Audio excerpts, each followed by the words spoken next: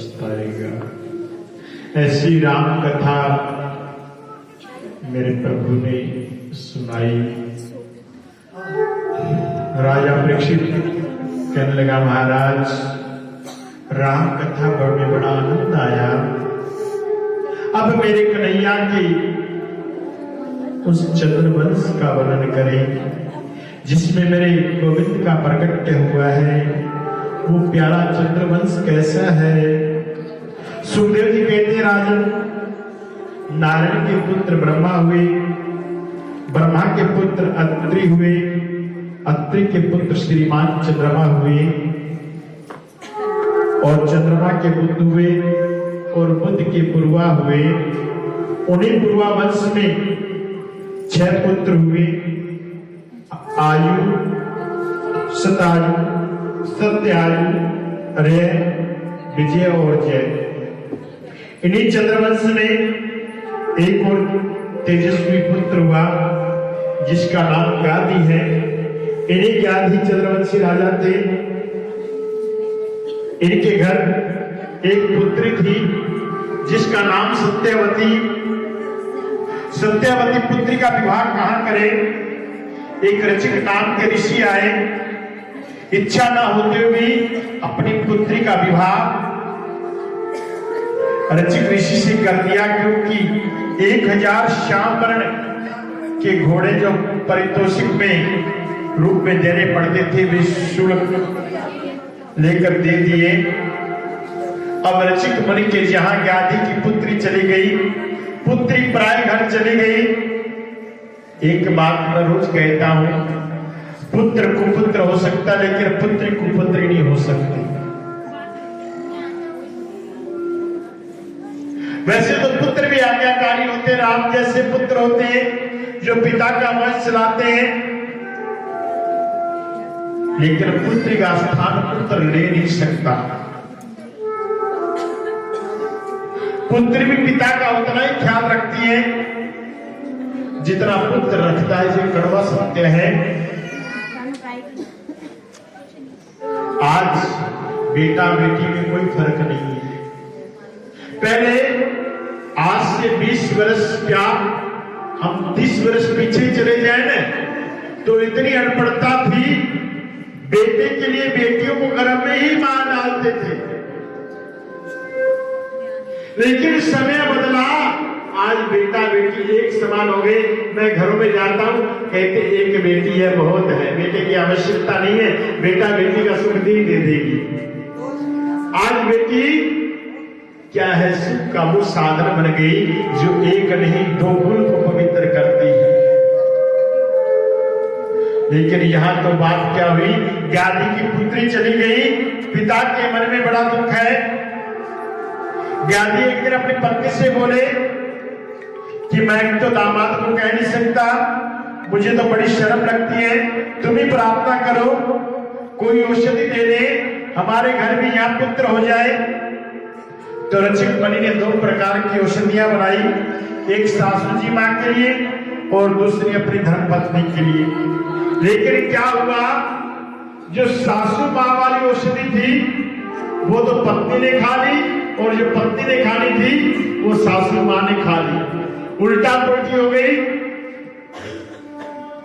तो सासू जी के जो पुत्र हुआ ना, वो क्षत्रिय होने पर भी ब्राह्मण हुआ जिसका नाम विश्वामित्र है।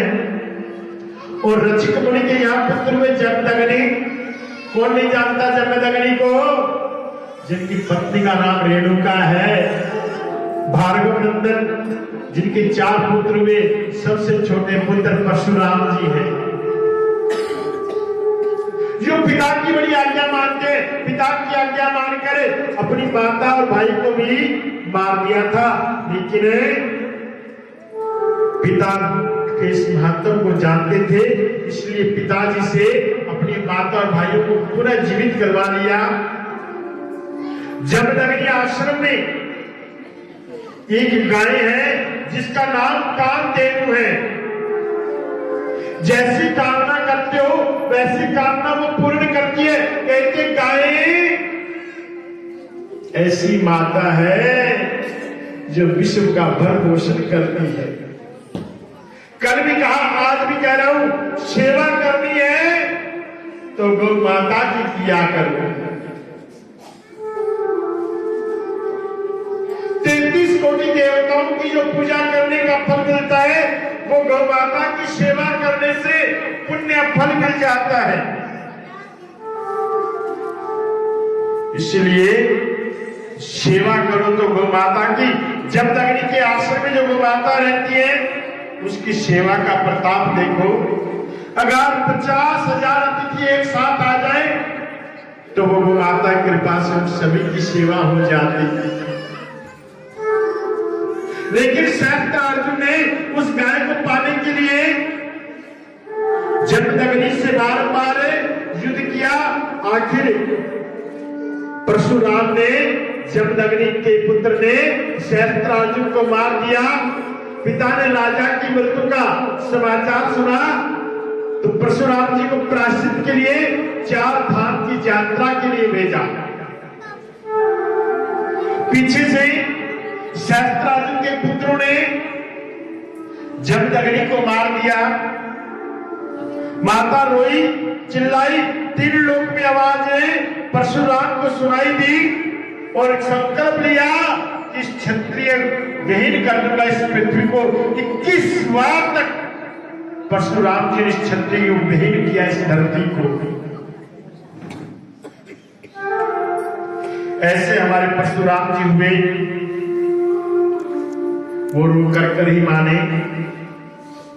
बहुत से राजाओं को दंड दिया, लेकिन जो ज्ञानी के पुत्र हुए वो विश्वामित्र हुए। उनके 100 पुत्र हुए। इसी वंश में चलकर आगे एक राजा हुए जिनका नाम नहुस है। इन्हीं नहुस राजा के 6 पुत्र हुए, ययाति, जयाति, सयाति, अयाति, बियाति और कीर्ति। इन्हीं जयाति नाम के जो राजा है, दूसरे नंबर के पुत्र हैं, उनका विवाह देवयानी से हुआ। देवयानी कौन है? शुक्राचार्य की पुत्री है। देवयानी के जो बालक हुए उसके गर्भ से उनका जन्म हुआ, उन्हें हमें यदु कहते हैं और यहीं से यदु वंश प्रारंभ होता है। इसी यदु वंश में मेरे गोविंद का प्राकट्य हुआ। देवयानी ब्राह्मण पुत्री है और राजा जयाति क्षत्रिय है, लेकिन इनका विवाह कैसे हो गया ये कथा मैं आपसे कहता हूं। शर्मिष्ठा नाम की राजकुमारी के साथ देवयानी जल विहार करने के लिए जंगल गई, तो जल स्नान करके जैसे ही बाहर निकली, भूल से देवयानी ने शर्मिष्ठा नाम की राजकुमारी के वस्त्र पहन लिए। इससे राजकुमारी रुष्ट हो गई और बीच कुंभ में देवयानी को गिरा दिया।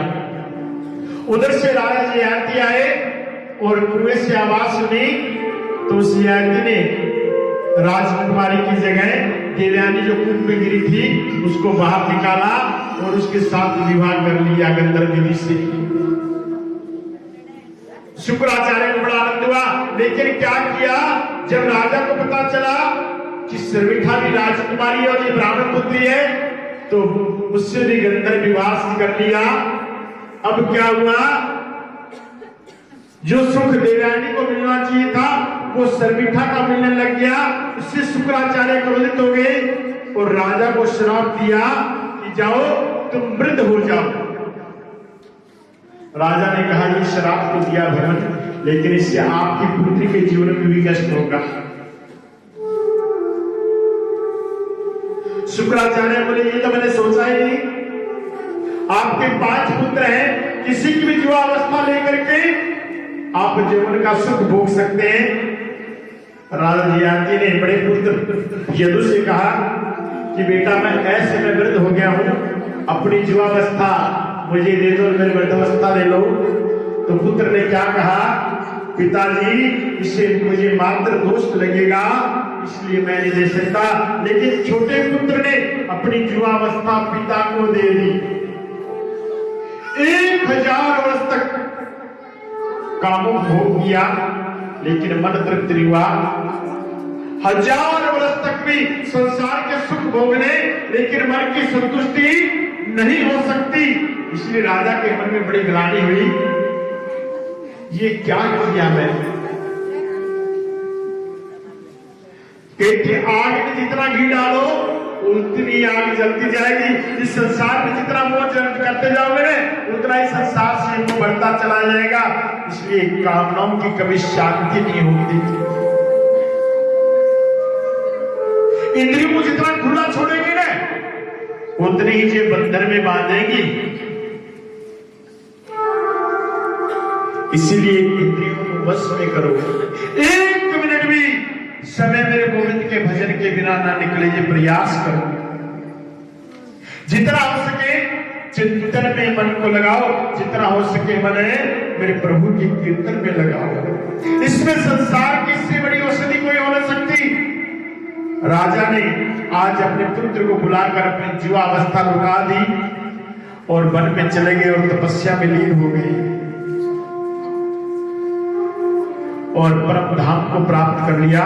सुखदेव जी कहते राजन, ये आदि के सबसे छोटे पुत्र पुरु हैं, इनका वंश में बड़ा दूध है। इन्हीं पुरु वंश में दुष्यंत हुए जो करुणा के सागर हैं। इन्हीं दुष्यंत की पत्नी का नाम शकुंतला है जिसने परम पवित्र बालक को जन्म दिया जिसे भरत कहते हैं। इन्हीं वंश भरत के वंश में आगे चलकर रंती देव नाम के एक राजा हुए। एक बात कहूं, अपना पेट तो सभी भरते हैं,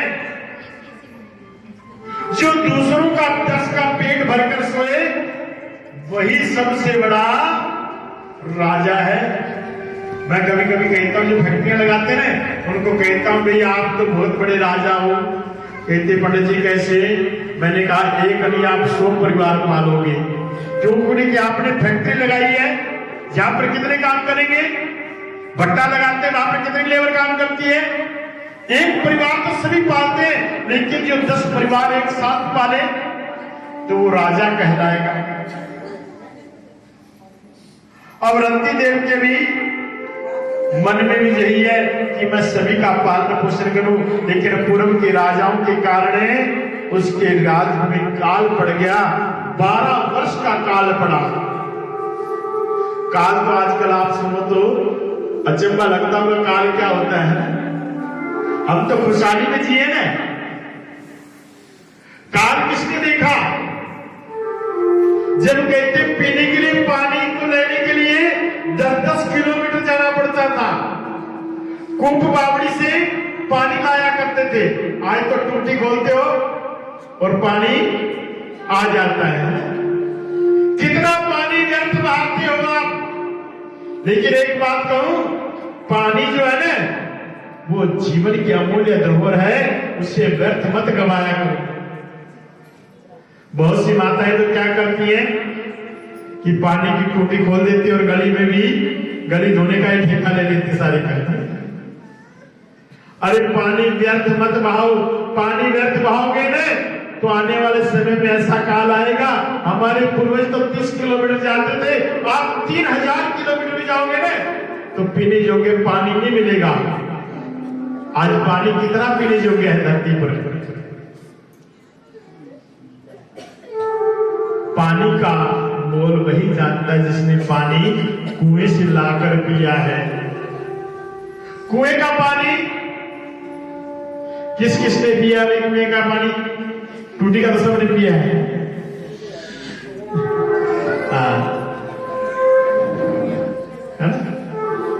मैंने भी पिया है भाई।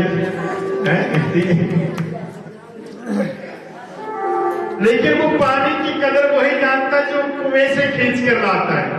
खींचा मैंने भी नहीं कभी पानी भाई, ठीक है ना। पिया जरूर है कुएं का पानी।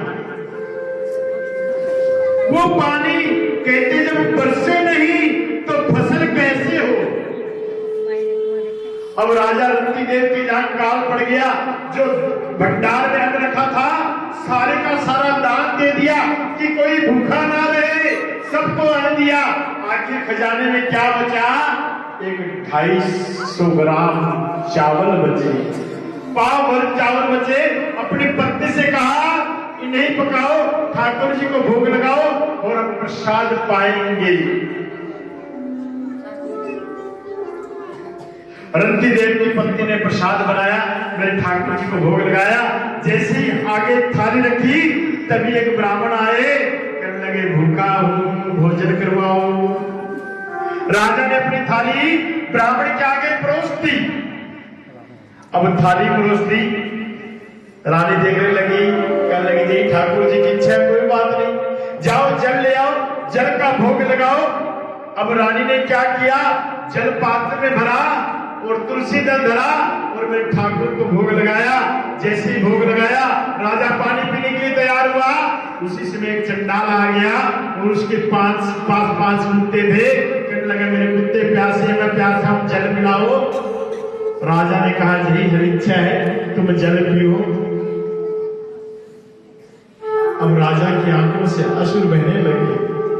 आसमान की ओर हाथ जोड़कर राजा रंती देव प्रार्थना करते हैं कि हे प्रभु, यदि आप मेरी वाणी सुन रहे हैं तो मेरा आपसे एक वचन है कि मुझे स्वर्ग का सुख नहीं चाहिए, मुझे वैकुंठ का सुख नहीं चाहिए, मैं कोई मुक्ति नहीं चाहता, मैं तो केवल एक ही बात चाहता हूं, संसार में जितने भी प्राणी दुखी हैं उनके हृदय में बैठकर उनके दुख को मैं अनुभव कर सकूं, इससे बड़ा मेरे पास कोई सुख ना हो।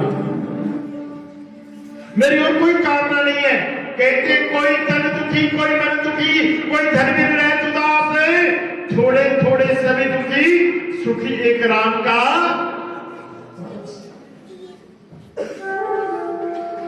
संसार में सुख कहां है?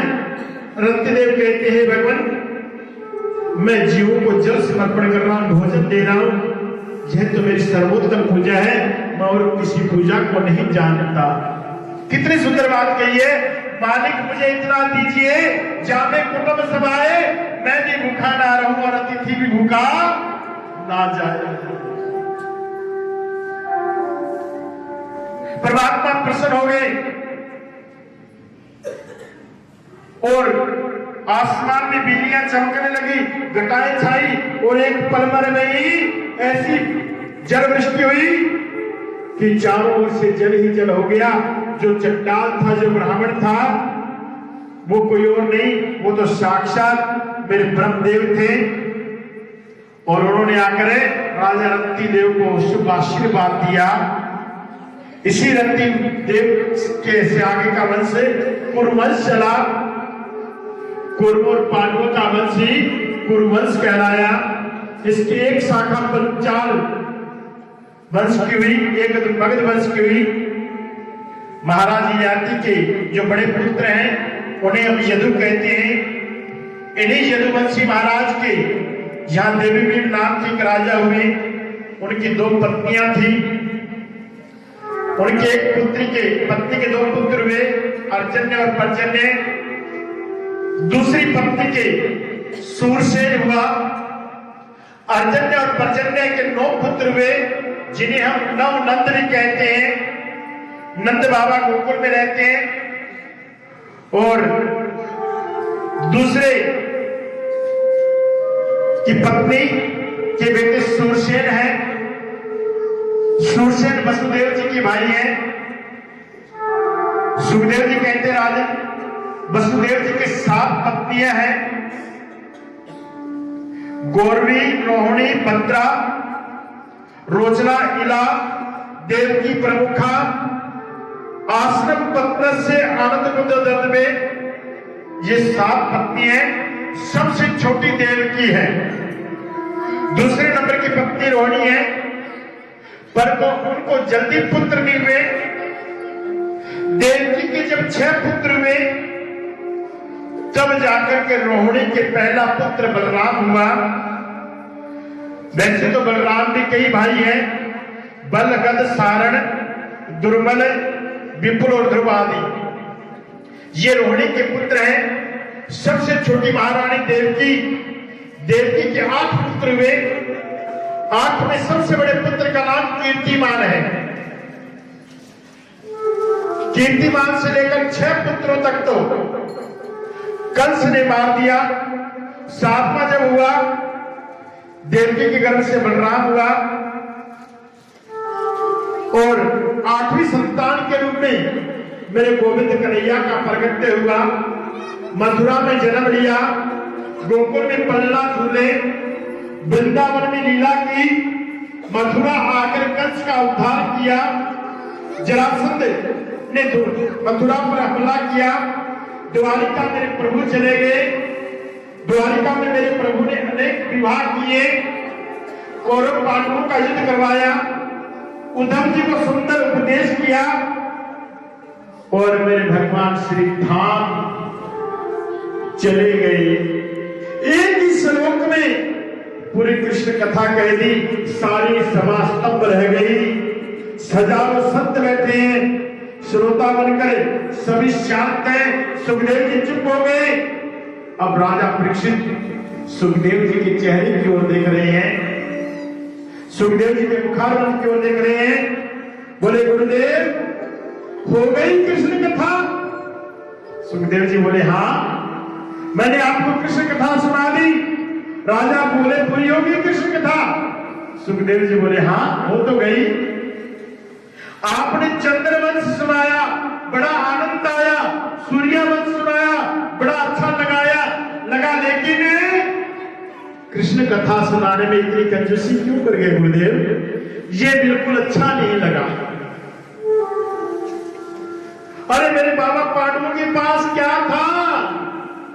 छोटी सी सेना, 5 भाई, और कौरवों के पास 18 अक्षौहिणी सेना, भीष्म पितामह, कृपाचार्य, कृपण, विकर्ण आदि बड़े बड़े महारथियों ने जिन मेरे बाबाओं के साथ युद्ध किया, उस युद्ध को मेरे कन्हैया के बल पर एक गो के खुर जितने गड्ढे जैसे पार कर लिया था। उन मेरे कन्हैया की ऐसी छोटी सी कथा, जिस अश्वत्थामा ने मुझे गर्भ में आकर मारना चाहा, मेरी गर्भ में रक्षा करी, उस मेरे कन्हैया की इतनी छोटी सी कथा। अरे भगवान, जो मेरे सर्वस्व रक्षक हैं, जो मेरे पिता के रक्षक हैं, जो मेरे बाबा के रक्षक हैं, उनकी ऐसी छोटी सी कथा। मैं कृष्ण कथा तो विस्तार से सुनना चाहता हूं। अच्छा, एक बात और, आपने देवकी के पुत्रों का वर्णन किया, सातवीं संतान बलराम बताया और माता रोहिणी का पुत्र का भी वर्णन किया। ये संतान बलराम जी एक ही है या 2 हैं? बड़ा सुंदर प्रश्न किया। अगर 2 हैं तो एक है तो इनकी माताएं 2 कैसी हुई, ये हम सुनना चाहते हैं। कथा हमें विस्तार से कहिए। आचार्य सुखदेव जी बोले, हे परीक्षित, मैंने श्रोता तो बहुत देखे हैं, पर तुम्हारे जैसा अद्भुत श्रोता नहीं देखा। सुखदेव जी कहते, राजन तुम कथा सुन रहे हो, लेकिन न तो तूने पानी पिया न भोजन खाया, बस सुनते जा रहे हो। भूख लगी होगी, प्यास लगी होगी, थोड़ा जलपान कर लो, फिर हम कथा कहेंगे। महाराज, अब तो भूख भी नहीं लगती, अब तो प्यास भी नहीं लगता, क्योंकि आपके मुख रूपी चरणामृत से वो कथा, मेरे गोविंद की कथा भी का पान कर रहा हूं। जिसको रसगुल्ला खाने को मिले, वो गुड़ खाकर मुंह को चिपकाए। मैंने अभिमान नहीं करता, भूख को जीत लिया है, मैंने प्यास को जीत लिया है। वैसे तो भूख प्यास जीतना किसी के बस की बात नहीं है। इसी भूख प्यास की गलती की वजह से मैंने मरा हुआ सर्प ऋषि के गले में डाल दिया था।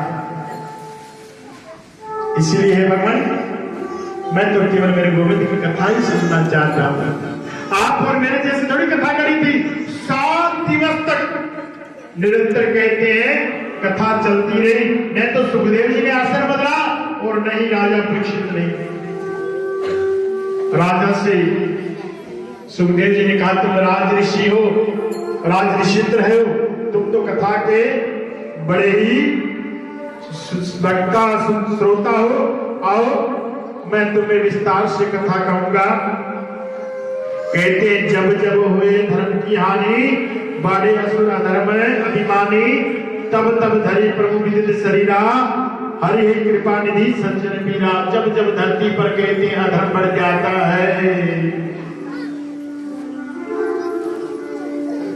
तब तब मेरे प्रभु अवतार लेते हैं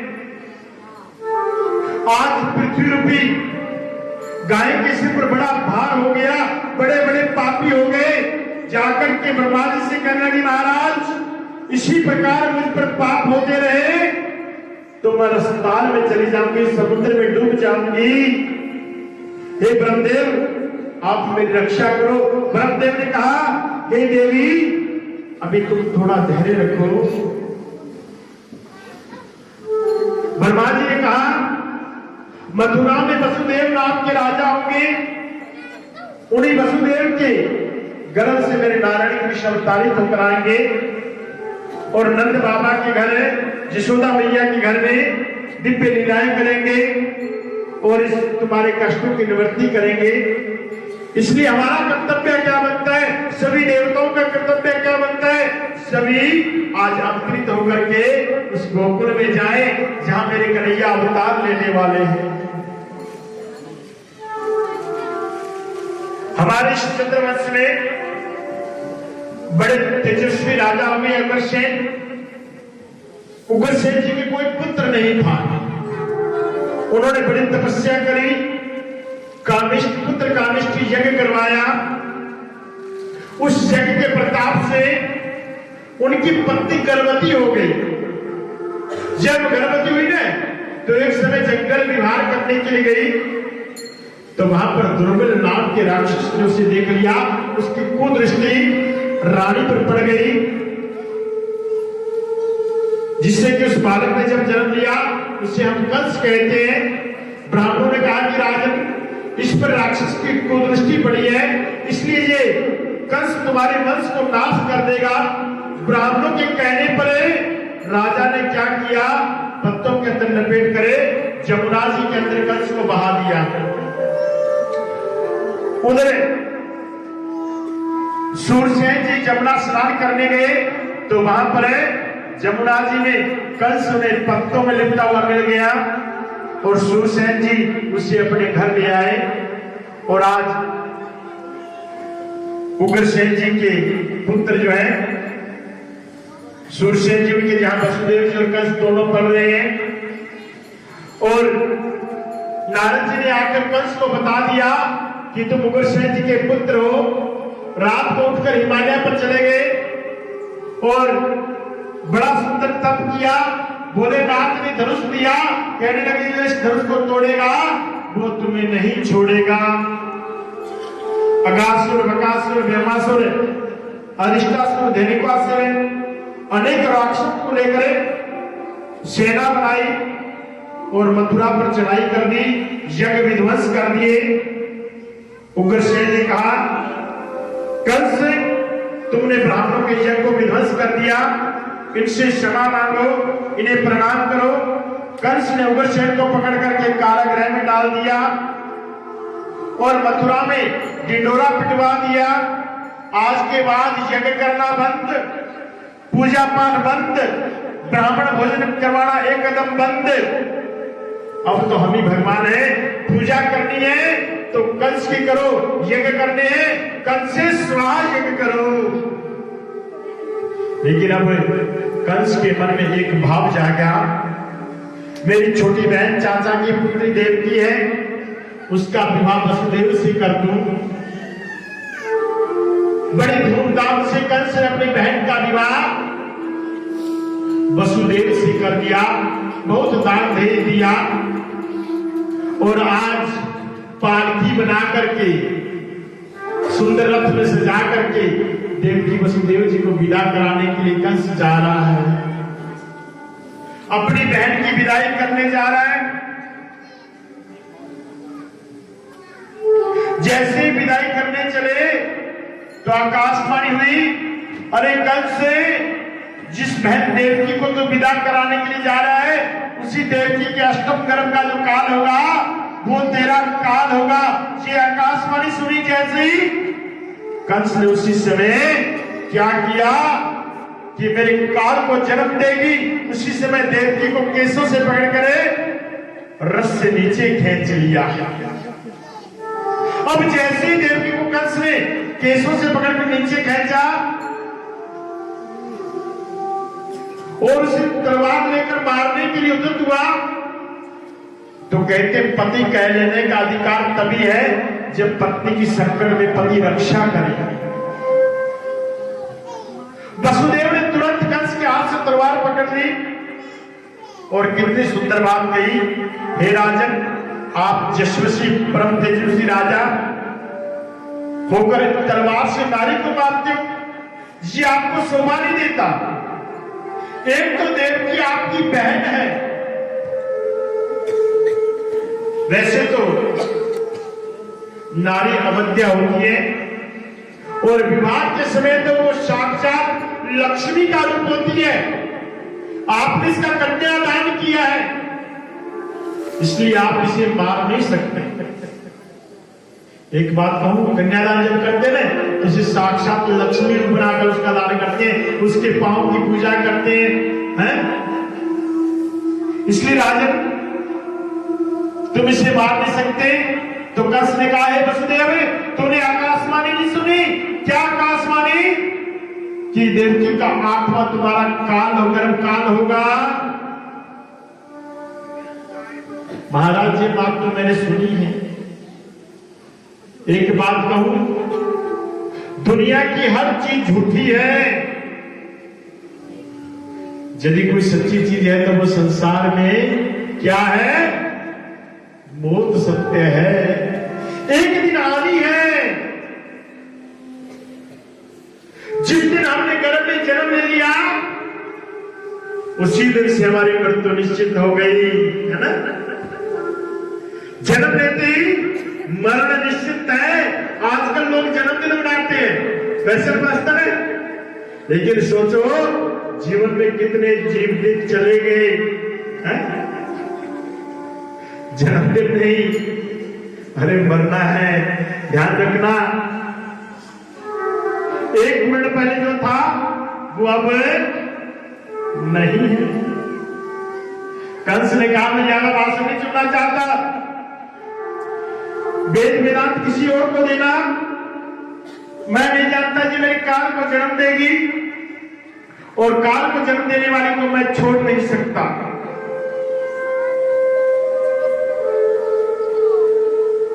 वसुदेव ने कहा, हे कंस, तुम्हें देवकी से तो कोई भय नहीं, इससे उत्पन्न होने वाली संतान का ही भय है ना।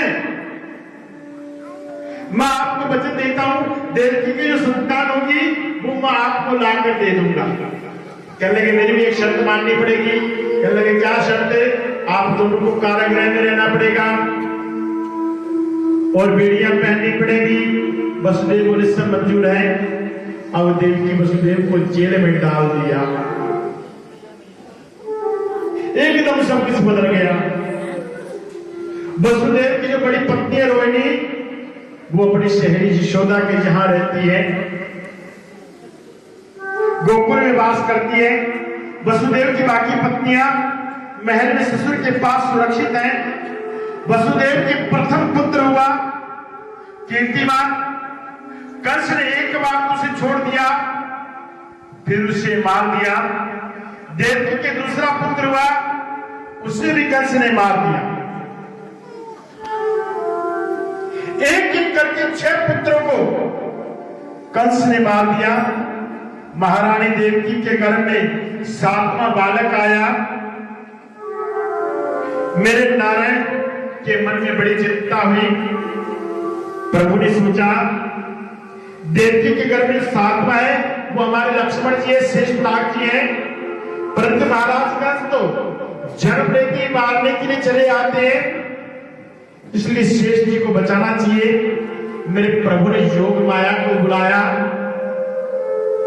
और भगवान ने योग माया से कहा कि देवकी के गर्भ से जो 7वां बालक है उसे तुम निकाल कर गोकुल पहुंचा दो।